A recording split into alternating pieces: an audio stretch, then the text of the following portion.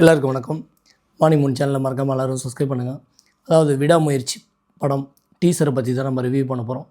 இந்த விடாமுயற்சி படம் எந்த சார்ந்த கதைக்களம் அப்படிங்கிறது ஒரு முக்கியமான ஒரு கண்ணோட்டமாக நம்ம பார்க்க போகிறோம். அதாவது விடாமுயற்சிங்கிற ஒரு டைட்டிலை பார்த்தோன்னே ரொம்ப விடாமுயற்சியாக அந்த படம் எடுத்திருப்பாங்கன்னு நினைக்கிறேன். அதாவது அஜித்குமார் அவர்களோட ஒரு 2.5 வருஷத்தோட மிகப்பெரிய ஒரு எதிர்பார்ப்பான ஒரு படம்னு சொல்லலாம் ரசிகர் மத்தியில். அதாவது விடாமுயற்சியோட படம் நிச்சயமாக ஒரு மணி லாண்ட்ரி சார்ந்த கதைக்களமாக இருக்குங்கிறது எதிர்பார்ப்பாக இருக்குது. ஏன்னா ஒரு பக்கம் ஆக்ஷன் கிங் அர்ஜுன் அவர்கள், ஒரு பக்கம் அல்டிமேட் ஸ்டார். இதுக்கு முந்தைய படம் துணிவு பார்த்திங்கன்னா ஒரு பேங்க்கில் உள்ள வட்டியும் இவர் பேங்க்கே கொள்ளடிக்கிற போன்ற ஒரு கதையாக இருக்கும். இவர் மணி சார்ந்த படங்களாகவே இவர் கதைக்களமாகவே தேர்ந்தெடுக்கிறாரோ அப்படின்னு நமக்கு தோணுது. வாங்க பார்க்கலாம்.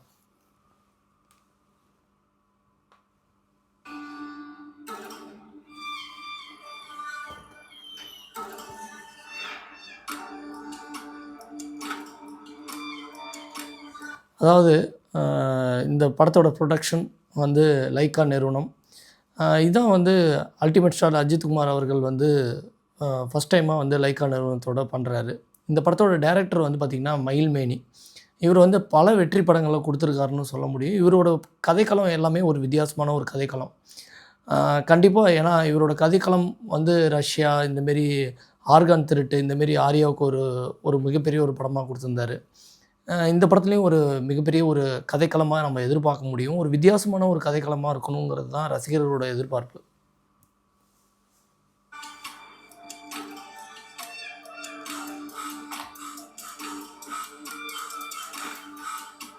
அதாவது அசர்பைஜான் அப்படின்னு ஒரு இடத்துல எடுத்திருக்காங்க. ஃபஸ்ட்டு ஷாட்டே பார்த்திங்கன்னா ஒரு பாலைவனத்தை காமிக்கிறாங்க. அதுக்கப்புறம் டிக்கிலேருந்து ஒரு ஆளை கொன்று தூக்கி போட்டு அப்படியே போடுறாங்க. இந்த ஷாட்லாம் பார்க்கும்போது லைட் ஆஃப் ஆகி அணைஞ்சால் எப்படி இருக்குமோ அப்படி ஒரு ஷாட் வச்சுருக்காங்க.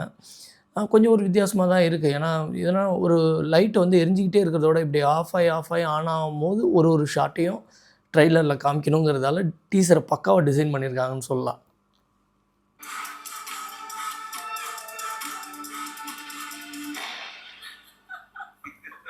ஒரு கன் ஷாட்டுக்கு அப்புறம் ஒரு மணி பேக்கை எடுத்துகிட்டு வராரு. அதுக்கப்புறம் பார்த்திங்கன்னா நம்ம ஆக்ஷன் கிங் அர்ஜுன் அவர்கள் ஒரு வில்லத்தனமான ஒரு சிரிப்பு, ரஞ்சினா ஆக்டர்ஸும் ஒரு வில்லத்தனமான ஒரு சிரிப்பு. இதுலேருந்தே நமக்கு புரியுது கண்டிப்பாக வில்லர்கள் இவங்க தான் அப்படின்னு.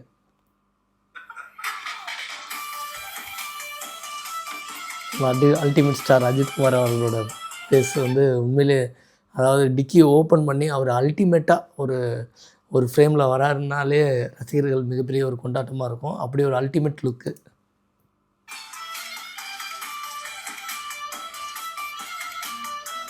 மியூசிக்கே ஏதோ ஒரு ஒரு ஒரு சார்ந்த ஒரு கலை போல் அனுருத்து பண்ணியிருக்காருன்னு சொல்லலாம்.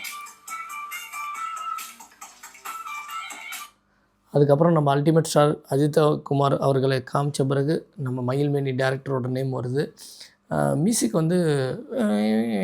அப்படின்னு ஒரு அதாவது நம்மளை ரசிக்கும் தன்மையோடு தான் இருக்குது. பட் ஒரு கதைக்களத்தை காமிக்க போகிறாரோ, அனிருத்தோட பேக்ரவுண்ட் ஸ்கோர் பயங்கரமாக ஸ்கோர் பண்ணியிருப்பாரோ அப்படின்னு நமக்கு தோணுது.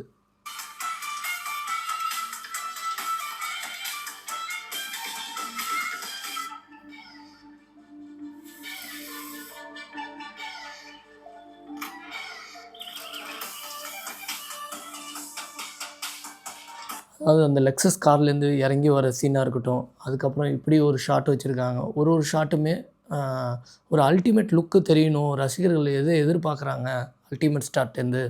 அதனால் அவர் ஒரு ஸ்டைலிஷாக காமிக்கணுங்கிறத முயற்சி பண்ணியிருக்காரு.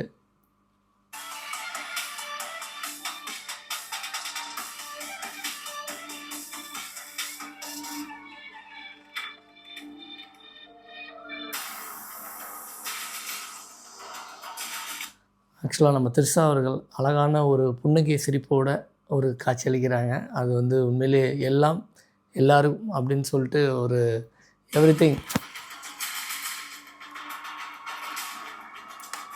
அதாவது எல்லோரும் நம்மளை கைவிடும் போது நம்ம எப்படி முயற்சி பண்ணுறோம்.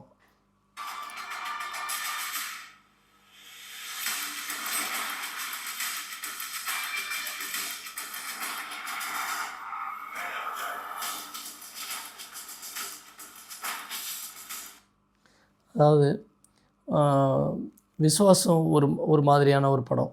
அதேமாரி சுற்றி உள்ளவங்க, நண்பர்கள் எல்லாருமே நம்மளை கைவிட்டாலும் நம்ம ஒரு விடாமுயற்சியோட, விஸ்வரூபத்தோட அந்த விஷயத்த வந்து முயற்சி பண்ணணும். அது கடைசியில் வெற்றியா அமையுங்கிற ஒரு ஒரு கருத்தோட உள்ள படமாக இருக்கும்னு நினைக்கிறேன்.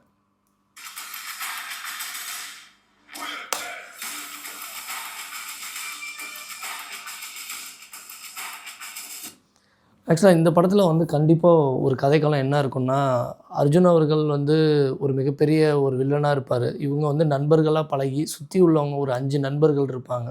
5 நண்பர்கள நம்பி இவரு வாழ்க்கைய தொடங்கியிருப்பார் போல இருக்கு. இதில அந்த 5 நண்பர்களும் சேர்ந்து ஏதாவது மணி லாண்ட்ரி பண்ணுவாங்க. இவங்க 5 நண்பர்களும் ஒரு 2, 3 நண்பர்கள் சேர்ந்து பண்ணும்போது, அவங்க எல்லாருமே கைவிட்டு இவர அழிக்க கடைசி தருணத்தில இவரு வந்து திரும்ப மீண்டு வந்து விடாமுயற்சியோட எப்படி வந்து இவங்களெல்லாம் எதிர்த்து திரும்ப ஜெயிக்கிறாரு அப்படிங்கிற ஒரு கதைக்களமா தான் இருக்கும்னு நினைக்கிறேன். ஓகே மக்களே, இந்த வீடியோ பிடிச்சிருந்தா லைக் பண்ணுங்கள், மறக்காம ஷேர் பண்ணுங்கள், சப்ஸ்கிரைப் பட்டனை ப்ரெஸ் பண்ணுங்கள். தேங்க் யூ ஃபார் வாட்சிங் அவர் வீடியோஸ்.